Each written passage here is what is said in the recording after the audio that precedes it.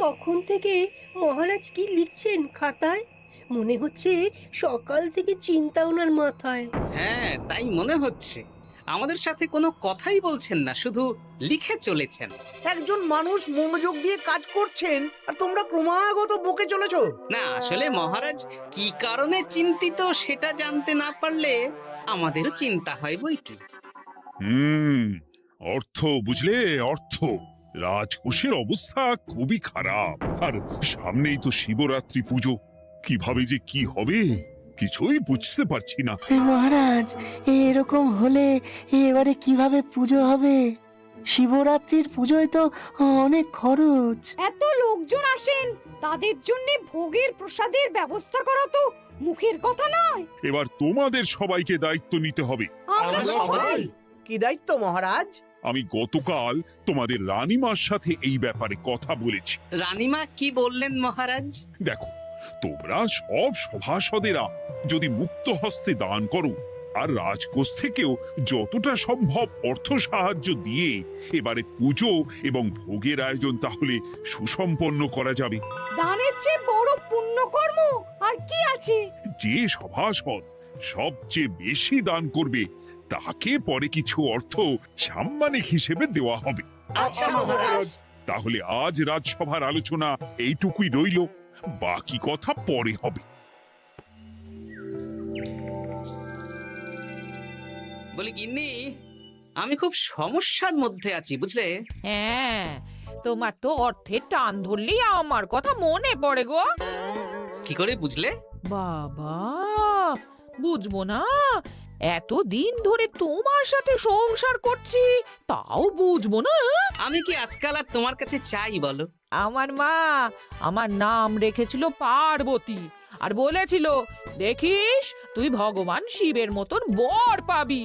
তোমাকে পেয়েছি, কিন্তু সাথে পেয়েছি অভাব। হ্যাঁ, সে যতই অভাব হোক, মন্ত্রী মশাইয়ের মতো স্বভাব তো নষ্ট করিনি গিন্নি। সেই জন্যেই তো তোমার সংসারে পড়ে আছি গো, নইলে কবে এই চাল চুলোহীন সংসার ছেড়ে চলে যেতুম। হ্যাঁ, বলছি শোনো না, এই কিছু মোহরের খুব দরকার। এবার মন্দিরে শিবরাত্রির পুজো হবে, কিন্তু মহারাজ তেমন খরচ করতে পারবেন না। তাই কি? তাই আমাদের সব সভাসদদের বলেছেন দান করবার জন্য। এই দেখো, আমার যা গয়নাগাটি ছিল সবই তো বন্ধক রাখা আছে, নইলে বলতাম। আরে বাবা, সে তো জানি, কিন্তু আর কোনো উপায় নেই। কি বলি বলো তো? দেখি কি করা যায়। আরে বাবা রে বাবা, এত চিন্তা ভাবনা না করে বাবা মহাদেবের ওপর ভরসা রাখো গো, উনি কোনো একটা পথ দেখাবেন। দেখো, দেখা যাক গিন্নি, উনি এখন আমার আশা ভরসা।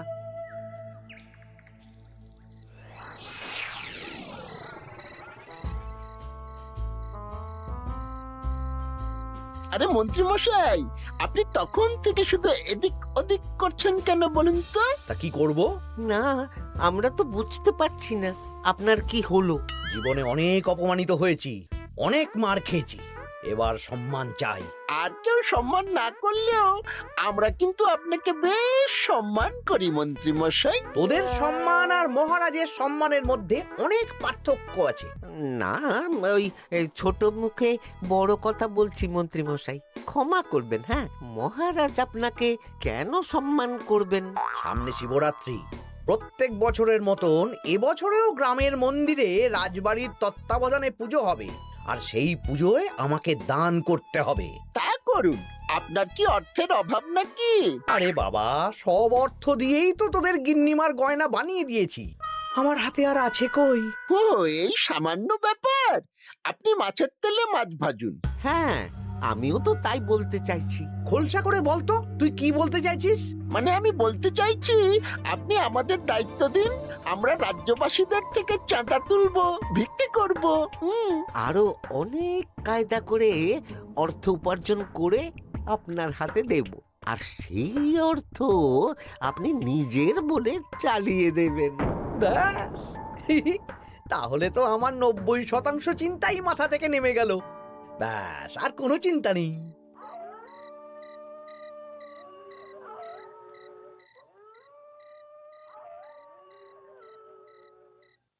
কি গো, এত রাত হয়ে গেল, এখনো ঘুমোচ্ছ না কেন বলো তো? হ্যাঁ, খুব চিন্তা হচ্ছে গো গিন্নি, এখনো বুঝে উঠতে পারিনি যে কি করে দান করব। শুধু অর্থদানই কি দান নাকি গো? শিব ঠাকুর তো আমাদের প্রত্যেকের মধ্যেই রয়েছেন গো। হ্যাঁ, তা তো তিনি আছেন। তুমি বরং ভক্তদের সহযোগিতা করো। পুজোর দিন ভক্তরা দূর থেকে যাতে মন্দিরে আসতে পারে সেই ব্যবস্থা করো। মন্দির প্রাঙ্গণ পরিষ্কার পরিচ্ছন্ন রাখো। হ্যাঁ, ঠিক বলেছো গিন্নি, এটা তুমি ঠিক বলেছো।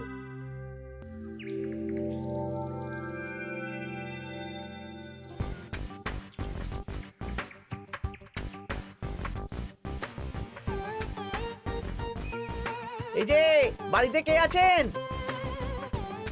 মন্ত্রী মশাই বলুন।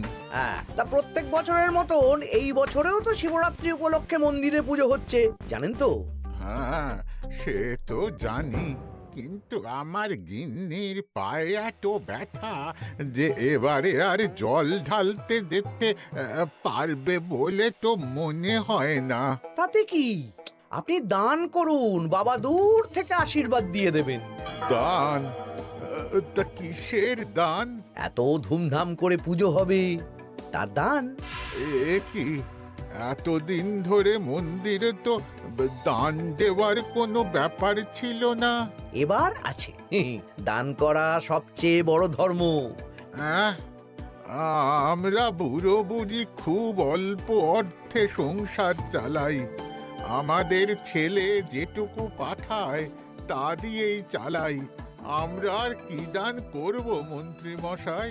দরকার হলে কদিন না খেয়ে থাকবেন, বাবার নামে উপোস করবেন, আর যে দান করবে না আমি তাকে এই রাজ্যে থাকতে দেব না। ওরে বাবা রে,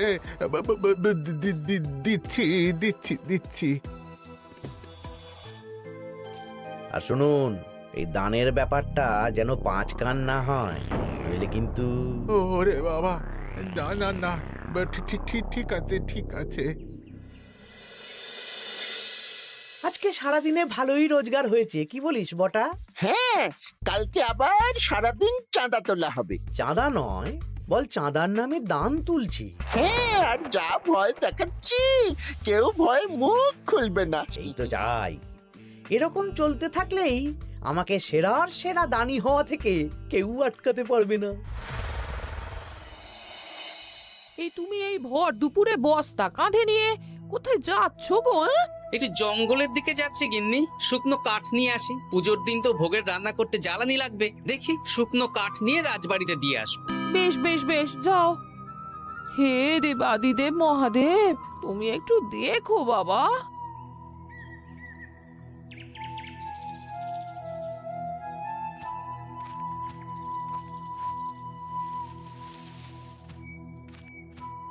আরে আরে, নগেন খুঁড়ো না, এই সময় কাঠ কুড়োচ্ছ কেন?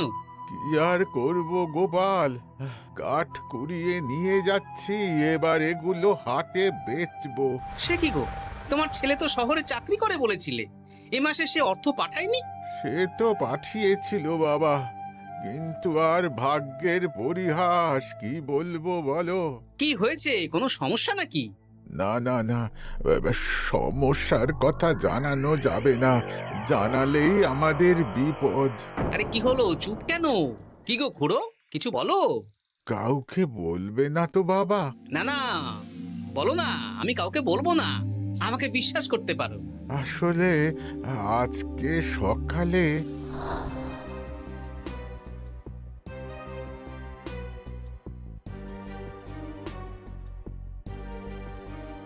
হ্যাঁ, মন্ত্রী মশাই? হ্যাঁ, শুধু আমাদের বাড়ি থেকে না, গ্রামের সব বাড়ি থেকে তুলেছে। ঠিক আছে খুড়ো, তুমি নিশ্চিন্তে থাকো। আর আমার চিন্তার শেষ নেই।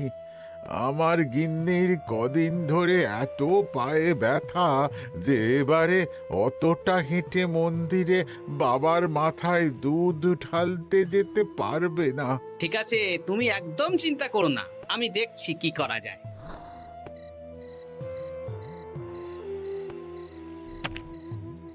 প্রহরী, এটা ভাড়ার ঘরে রেখে দিয়ে এসো। বলো গোপাল দিয়েছে, ভোগ রান্নার সময় জ্বালানি লাগবে তো, তাই এই কাঠ দিয়ে গেলাম। আচ্ছা গোপাল দাদা।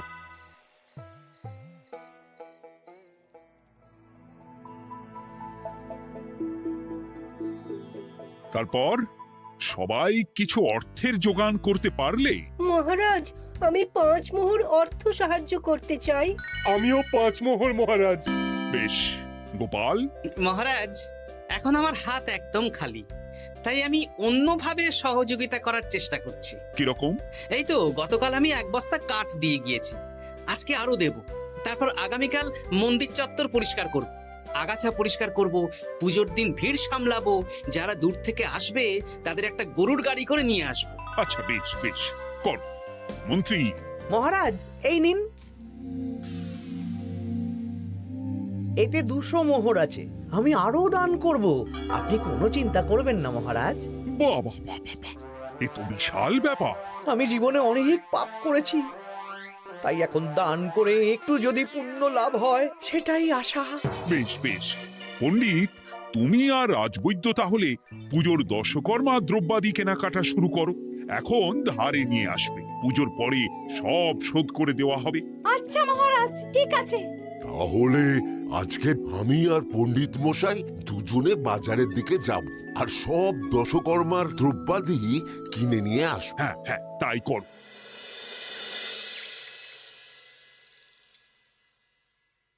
এই ঘটা পুঁটির বাবা একটা কানা করিও চাঁদা দেয়নি। হ্যাঁ, আমার মাথায় একটা বুদ্ধি আছে। কি বুদ্ধি? দেখ, ওদের বাড়ির বাইরে একটা শাড়ি ঝুলছে। শাড়িটা দেখে খুব একটা ওই পুরানো মনে হচ্ছে না। ওটা হাত সাফাই করে বাজারে বেচে যা অর্থ পাবো সেটাই মন্ত্রী মশাইকে দেব, তাই তো? একদম তাই।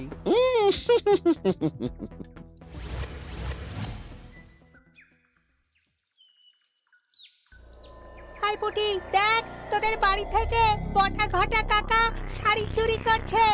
হ্যাঁ তাই তো। ন্যাপলা, ওরে বাবা রে, মরে গেলাম রে, ওরে মরে গেলাম। পালাও পালাও পালাও, উড়ি বাবা। এই কি হয়েছে রে? চিৎকার করছিস কেন? আর বটা ওভাবে পালালো কেন? এই গোটা গোটা কাকা ওই পুটির মায়ের শাড়ি চুরি করে পালাচ্ছিল, আমরা ধরে ফেলেছি। সাব্বাস, এই তো চাই। তার মানে মন্ত্রী মশাই এখন দান করার জন্য চুরিও করাচ্ছে। বাহ! কি ভাবছো গোপাল দাদা? না, কিছু না। আচ্ছা পুটির বাবা, তোমাদের বাড়ি মন্ত্রী মশাই চাঁদা তুলতে আসেননি? এসেছিলেন তো, কিন্তু আমি বলে দিয়েছি আমি পারবো না। নিজেদের বীজ ধান কেনার অর্থ নেই, চাঁদা দেবো কি করে? আচ্ছা, এই ব্যাপার, এবার বুঝতে পেরেছি।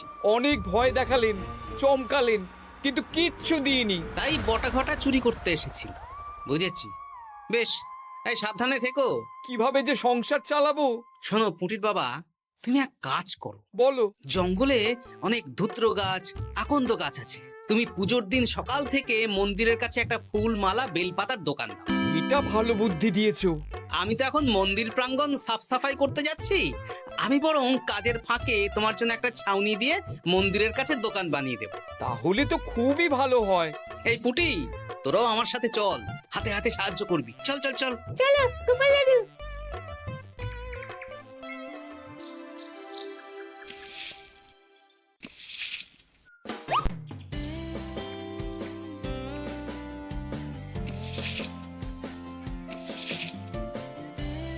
দাদু, এই জায়গাটা গর্ত আছে, তাই মাটি নিয়ে এলাম। এই তো বুদ্ধিমান ছেলে, এবার ঢেলে দে। ব্যাস, এখানটা এবার ঠিক হয়ে গেল। দেখি এবার মন্দিরের পিছনের দিকটা একটু পরিষ্কার করে দিই।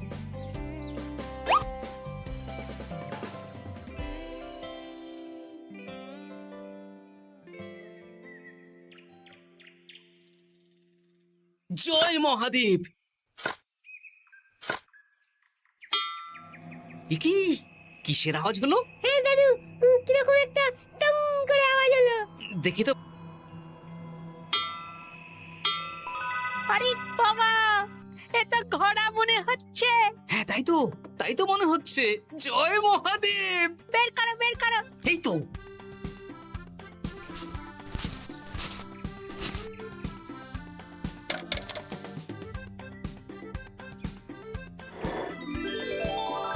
ও দাদু, এ তো সোনার মোহর।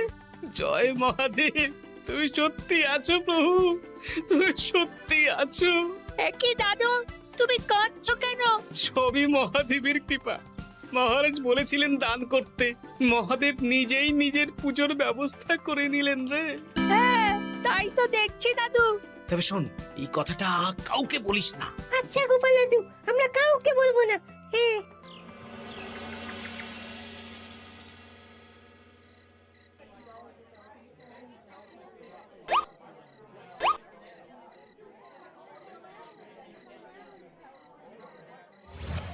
এবার আগামীকাল পুজো।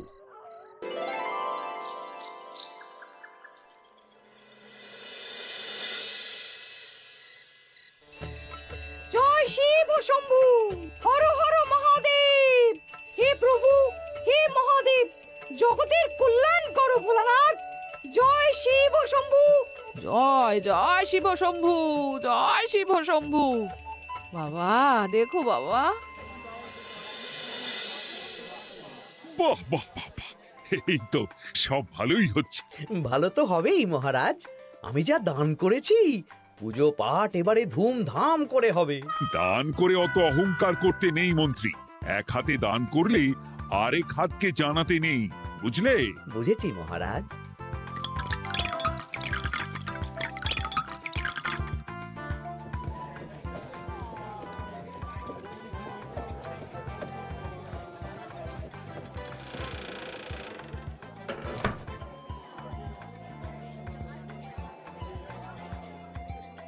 আসুন খুড়িমা, আপনি আসুন। সত্যি গোপাল, তোমার মতো মানুষ হয় না। আমার পায়ে বড় ব্যথা, ভেবেছিলাম এই বছর হয়তো মন্দিরে আসতেই পারবো না। আহা, আমি তো আপনার ছেলের মতন। আর কাল আবার আসতে হবে, বড় মাঠে ভোগের আয়োজন আছে, গাড়ি পাঠিয়ে দেব, কেমন? বেঁচে থাকো বাবা, বেঁচে থাকো। দেখো দেখো গোপালকে দেখো, ও হয়তো অর্থ সাহায্য করেনি, কিন্তু অন্যভাবে কত সাহায্য করছে। এই মন্দির প্রাঙ্গণ থেকে সব আগাছা পরিষ্কার করেছে। মহারাজ, আপনার সাথে কিছু কথা আছে। কি কথা? এখানে বলা যাবে না, যা বলবো আড়ালে। আচ্ছা চল।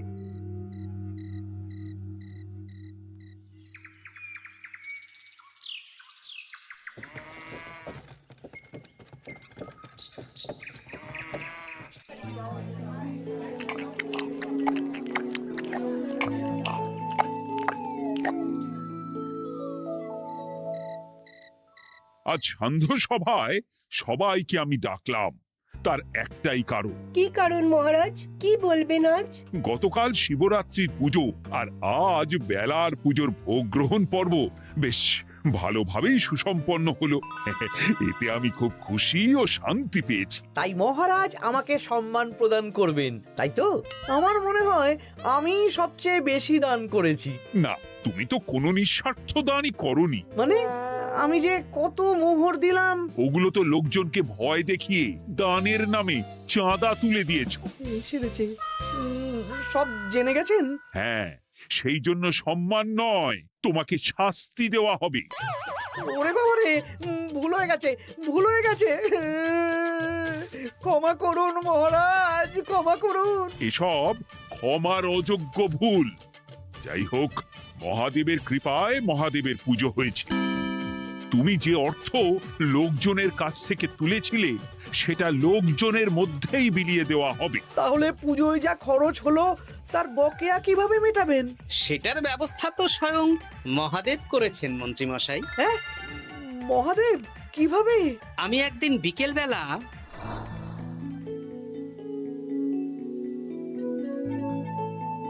ওরে বাবা, এক ঘোড়া সোনার মোহর। হ্যাঁ, এক ঘোড়া সব মহারাজকে দিয়ে দিয়েছি। আর এই দান সংক্রান্ত যে অর্থ সাম্মানিকের কথা বলেছিলাম তা পাবে গোপাল। ধন্যবাদ মহারাজ। তবে মন্ত্রীমশাই যে অর্থ লোকজনের কাছ থেকে বলপূর্বক তুলেছেন সেটা দিয়ে গরিব চাষি ভাইদের বীজ কেনার অর্থ দান করা হবে। আর মহাদেবের কৃপায় যে এক খড়া মোহর পাওয়া গেছে তা দিয়ে বকেয়া মেটানো হবে। সাবাস গোপাল, সাবাস। এই না হলে আমার গোপাল। সাধু সাধু। আর মন্ত্রীমশাইকে কি করা হবে? ওকে কাল শাস্তি দেওয়া হবে।